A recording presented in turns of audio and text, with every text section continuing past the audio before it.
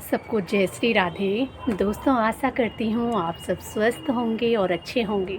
तो आइए सुनते हैं आज की कहानी। एक बार एक साधु के मन में विचार आया कि क्यों न यात्रा पर जाऊं, और वो किसी गांव में घूमने के लिए चले गए। सुबह से चलते चलते शाम हो गई।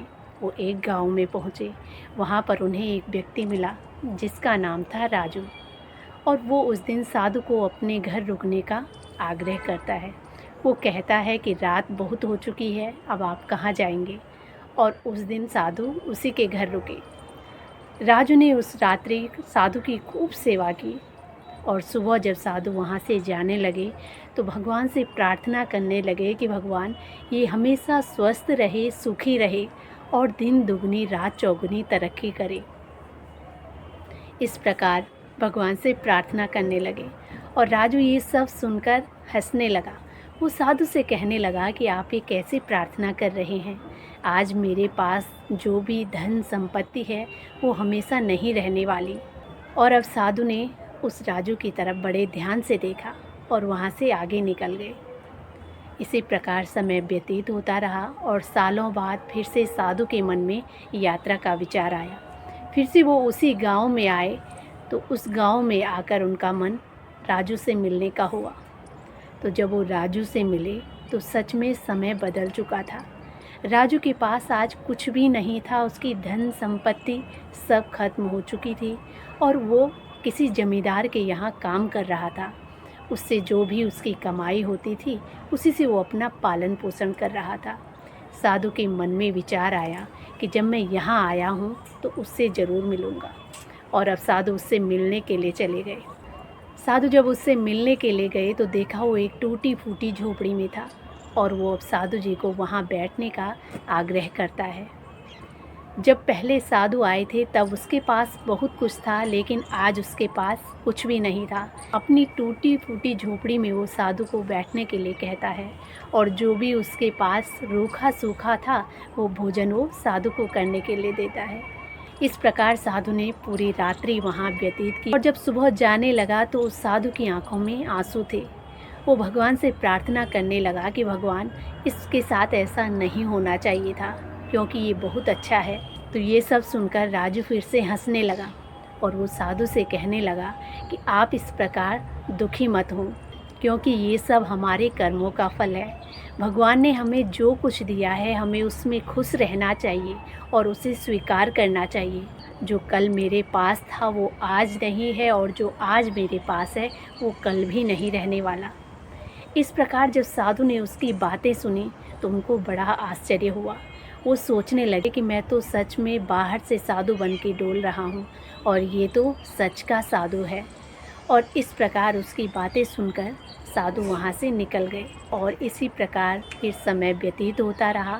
सालों बाद फिर से साधु का मन यात्रा पर आने का हुआ, और वो उसी गांव में आए।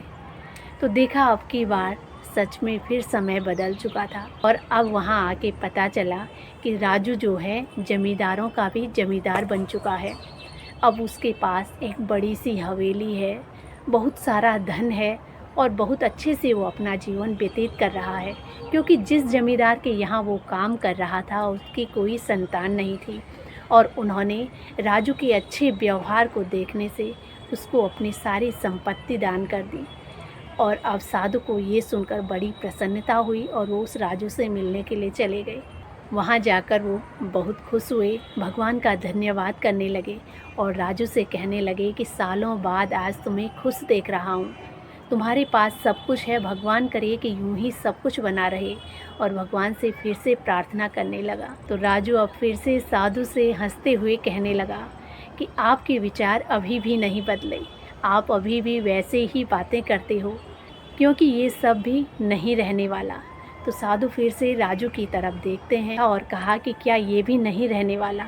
तो राजू हंसते हुए कहता है कि हाँ, सच में ये भी नहीं रहने वाला।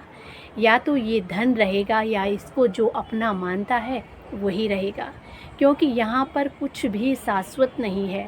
शाश्वत सिर्फ हमारी आत्मा है, और उसके अलावा और कुछ भी नहीं, जिसके लिए हम दिन रात भटकते हैं, रोते हैं, तड़पते हैं, और फिर भी हमारी पूर्ति नहीं होती है। वो कुछ भी शाश्वत नहीं है, वो सब खत्म हो जाएगा और ना ही वो हमारे साथ जाएगा, हमारे साथ सिर्फ हमारे कर्म जाएंगे।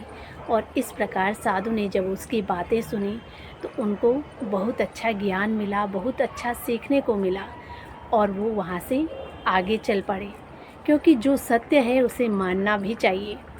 और फिर से साधु का सालों बाद उस गांव में आना हुआ, तो तभी उन्हें राजू की याद आई और वो सोचने लगे कि जब यहाँ से जा रहा हूँ तो उससे मिलकर ज़रूर जाऊँगा। और जब वो उसकी हवेली के पास जाते हैं तो देखते हैं उसकी बड़ी सी हवेली वहीं खड़ी थी, लेकिन आज उसमें राजू नहीं था। उसमें तरह तरह के पक्षियों ने घोंसला बना रखा था। और जब साधु ने आस-पास पता किया तो पता चलता है कि राजू की मृत्यु हो चुकी थी। राजू अब इस दुनिया में नहीं है। तो साधु का मन ये सुनकर बड़ा भावुक हुआ और उनकी आंखों में आंसू आ गए।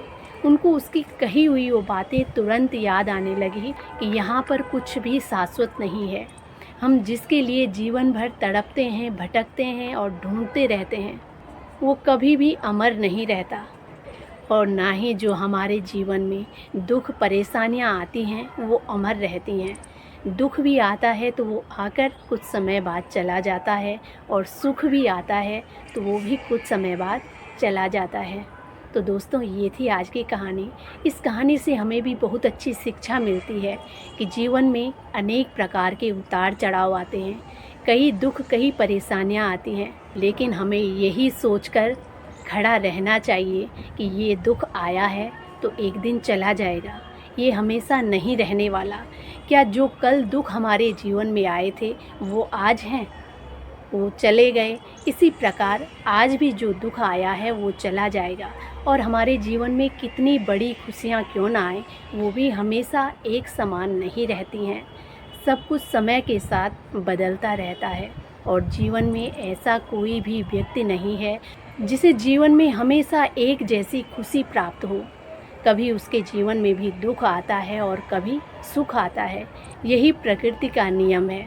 तो यही सोचकर अगर मनुष्य आगे बढ़े तो वो कभी भी दुखी नहीं होगा और ना ही हार कर पीछे चला जाएगा। वो हमेशा अपनी दुख परेशानियों का डटकर मुकाबला करेगा। खुशी मिलने पर ना ज़्यादा खुश होगा और ना ही दुख आने पर ज़्यादा दुखी होगा।